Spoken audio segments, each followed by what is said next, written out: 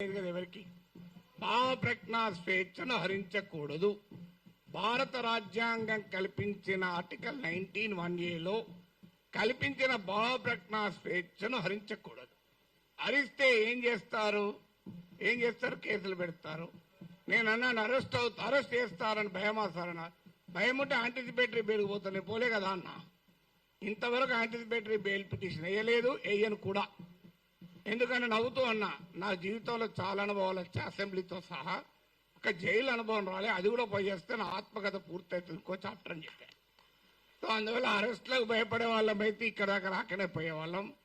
నేను 30 ఏళ్ల వయసులో యూనివర్సిటీలో అసిస్టెంట్ ప్రొఫెసర్గా ఉన్నప్పుడు Times of India group daily the ఇండిపెండెంట్కు ఒక ఆర్టికల్ రాశారు. అప్పుడు ముఖ్యమంత్రి నెదురుమల్లి జనార్దన్ రెడ్డి పైన glad to see him go అని రాశారు. అప్పుడు చీఫ్ మినిస్టర్ ఆఫీస్ నుంచి వైస్ ఛాన్సలర్ ఫోన్ వస్తే నన్ను పిలిపించాడు. ఏం నాగేశ్వర్, పెళ్ళై 4 ఏళ్ళు అయింది, కొడుకు పుట్టి 1 year కూడా కాలే, ఇప్పుడు మన ఉద్యోగం తీసేస్తే ఏమవుతుంది అన్నాడు. నేను తీసేయమన్నాడు సార్ మీ సీఎంను. ఒక 30 ఏళ్ళు అక్కడ ఇక్కడ ట్యూషన్ చెప్పుకొని బతుకుతా, 30 ఏళ్ళ తర్వాత కోర్టులో సుప్రీంకోర్టుకి వెళ్ళి ఈ డబ్బులన్నీ తెచ్చుకుంటే జూబ్లీహిల్స్ ఇల్లు కట్టుకుంటా అని చెప్పాను. ఎందుకంటే నాకు అదొకటే మార్గం కనబడుతున్నా సార్, లేకపోతే లేదని చెప్పిన. అంటే అందువల్ల 30 ఏళ్ల వయసులో